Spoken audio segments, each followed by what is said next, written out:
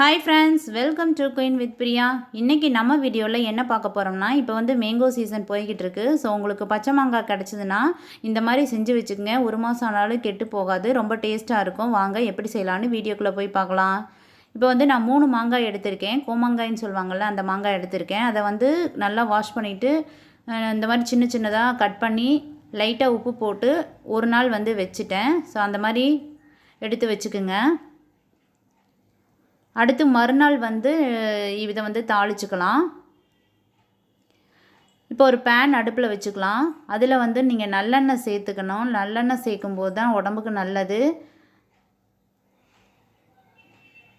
இது மரச்சேக்கில் ஆட்டின நல்லெண்ணெய் எடுத்துக்கிறேன் நான். இப்போ நல்லெண்ணெய் நல்லா காஞ்சதி கடுகு ஒரு 1.5 ஸ்பூன் அளவாக போட்டுக்குங்க. கடுகு நல்லா பொரிஞ்சதி கருவேப்பிலை சேர்த்துக்குங்க.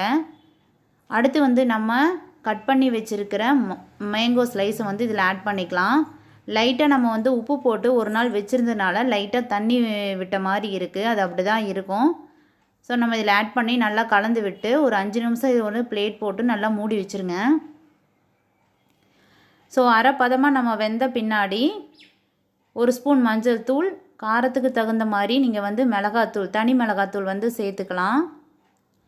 இப்போ மேங்கோவுக்கு நம்ம ஆல்ரெடி உப்பு போட்டிருக்கோம். இன்னும் பத்தலைன்னா அதுக்கு தகுந்த மாதிரி நீங்கள் வந்து உப்பு சேர்த்துக்குங்க. உப்பு சேர்த்துட்டு நல்லா கலந்து விட்டுக்கலாம். இது வந்து லைட்டாக எண்ணெய் பிரிகிற அளவுக்கு நம்ம வந்து லைட்டாக குறைச்ச தீயில் வச்சு க்ளோஸ் பண்ணி வச்சுக்கோங்க. இப்போ 1 ஸ்பூன் கடுகு, 1 ஸ்பூன் வெந்தயத்தை லைட்டாக வறுத்து அது மிக்ஸி ஜாரில் போட்டு அரைச்சி எடுத்துக்குங்க. இப்போ அதையும் வந்து இதில் சேர்த்துக்கலாம். சேர்த்துட்டு நல்லா கலந்து விடுங்க. அடுத்து வந்து நான் 1 ஸ்பூன் அளவுக்கு கரும்பு சர்க்கரை சேர்த்துருக்கேன். நீங்கள் வெல்லம் இருந்ததுன்னா வெல்லம் சேர்த்துக்கலாம். நான் கரும்பு சர்க்கரை தான் சேர்த்துருக்கேன். சேர்த்துட்டு அதையும் நல்லா கலந்து விடுங்க. கலந்து விட்டு மீடியம் ஃப்ளேமில் வச்சுட்டு நல்லா கலந்து விட்டுக்குங்க. அடுத்து லோ ஃப்ளேமில் வச்சுட்டு கொஞ்ச நேரம் மூடி வச்சிங்கன்னா இந்த மாதிரி எண்ணெய் பிரிஞ்சு வரும். ஸோ பிரிஞ்சு வர்ற வரைக்கும் நீங்கள் மாங்காய் வந்து நல்லா வேகிற வரைக்கும் இதை வந்து விட்டுறணும். இந்த மாதிரி எண்ணெய் வந்து நல்லா பிரிஞ்சு வரணும். மேங்கோ வந்து நல்லா வேகிற அளவுக்கு விட்டுட்டு எடுத்துடலாம்.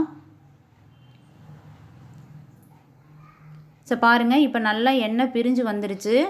ஸோ மேங்கோ வந்து நல்லா மேல் பக்கம் எல்லாமே நல்லா வெந்துருச்சு, எண்ணெயும் நல்லா பிரிஞ்சு வந்துருச்சு. ஸோ நீங்கள் அடுப்பை ஆஃப் பண்ணிவிட்டு நீங்கள் ஒரு கண்டெய்னரில் போட்டு வச்சுக்கலாம். ஸோ இந்த வீடியோ உங்களுக்கு பிடிச்சிருந்தா மறக்காமல் நம்ம சேனலை சப்ஸ்கிரைப் பண்ணி லைக் பண்ணி ஷேர் பண்ணுங்கள். தேங்க்ஸ் ஃபார் வாட்சிங்.